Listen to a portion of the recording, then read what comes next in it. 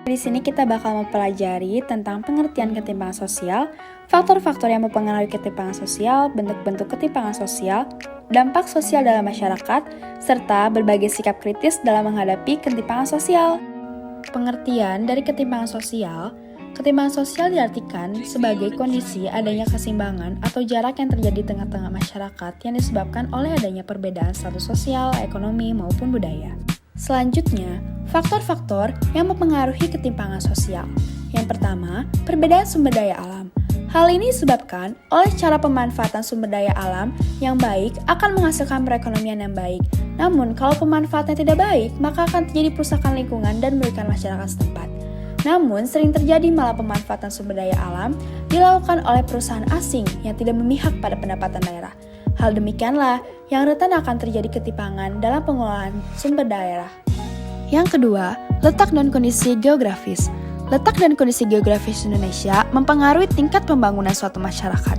Masyarakat yang tinggal di daratan rendah pada umumnya lebih mudah membangun berbagai infrastruktur, sementara itu masyarakat yang tinggal di daratan tinggi memerlukan waktu dan proses panjang dalam pembangunan, terkendala oleh benteng alam, menanjak, dan tidak merata. Yang selanjutnya, faktor globalisasi. Masyarakat yang mampu menyikapi dan memanfaatkan globalisasi secara tepat akan mencapai kemajuan. Sementara itu, masyarakat yang tidak mampu memanfaatkan globalisasi secara tepat tidak akan mampu mengambil kesempatan yang ditawarkan globalisasi. Globalisasi juga mampu menjadikan suatu keadaan yang timpang. Misalnya, perkotaan lebih dipenuhi industrialisasi dengan beragam atau terspesialisasinya pekerjaan, sedangkan pedesaan hanya dimanfaatkan sumber daya alamnya saja. Dan adapun kebijakan publik. Kebijakan publik dapat menyebabkan kesejahteraan sosial dan bisa pula menjadi ketimpangan sosial. Jika kebijakan memihak pada masyarakat semua kalangan baik atas maupun bawah, maka akan terjadi keadilan dan menuju kemakmuran. Namun sebaliknya, kalau pemihak pada kalangan atas, maka akan terjadi ketimpangan. Bisa diambil permisalan, kebijakan menentukan harga BBM sangat mempengaruhi kehidupan dua belah pihak atau kalangan. Dan kondisi demografis. Kondisi demografis dapat mempengaruhi tingkat pertumbuhan ekonomi, sistem sosial, struktur kependudukan, perbedaan kondisi ketenagakerjaan, tingkat pendidikan, tingkat kesehatan, dan segala hal yang berkaitan dengan penduduk. Perbedaan kondisi demografis suatu daerah seringkali menjadi penyebab terjadinya ketimpangan sosial karena perbedaan produktivitas kerja masyarakat pada setiap daerah berbeda-beda tergantung pada kualitas demografisnya. Selanjutnya, faktor internal, individu atau kelompok. Faktor-faktor yang berasal dari dalam diri sendiri. Rendahnya kualitas sumber daya manusia disebabkan oleh tingkat pendidikan atau keterampilan ataupun kesehatan yang rendah, serta adanya hambatan budaya atau budaya miskin. Selanjutnya, ada bentuk-bentuk ketimpangan sosial. Yang pertama, ketimpangan antara golongan kaya dan miskin disebabkan oleh faktor pertumbuhan masyarakat menengah ke atas yang menanjak naik, adanya krisis global, rendahnya tingkat pendidikan, dan mental miskin yang dimiliki masyarakat. Selanjutnya, ketimpangan pemilik modal dan buruh. Ketimpangan pemilik modal dan buruh berkaitan dengan jaminan upah yang diterima buruh. Jarak ketimpangan sosial semakin melebar ketika banyak pemilik modal tidak memberikan upah sesuai standar yang ditetapkan pemerintah.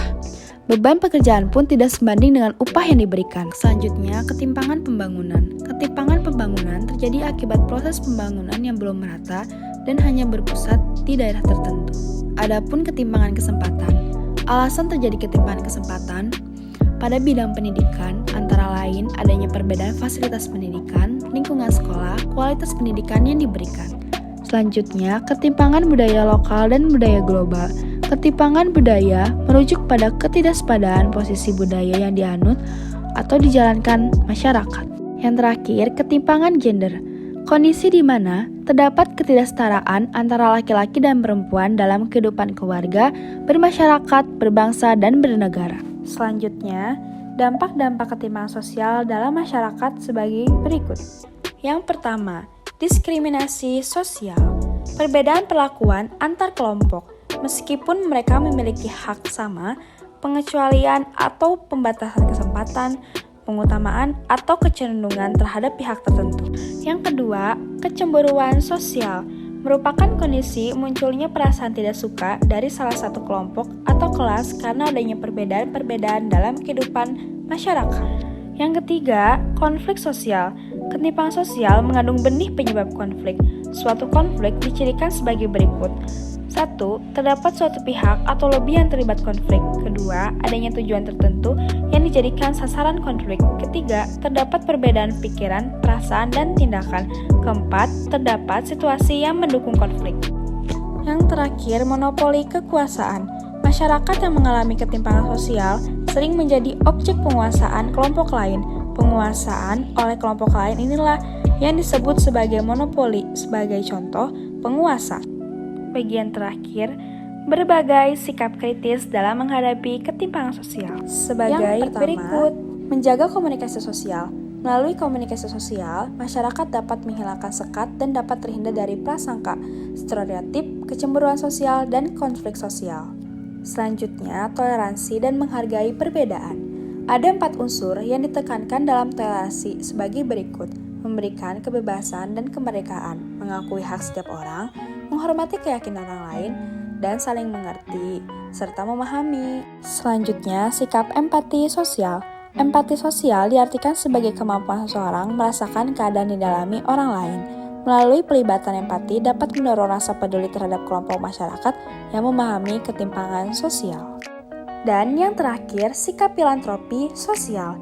Tindakan seseorang yang mencintai sesama manusia serta nilai kemanusiaan, sehingga menyumbangkan waktu, uang, dan tenaga untuk menolong orang lain.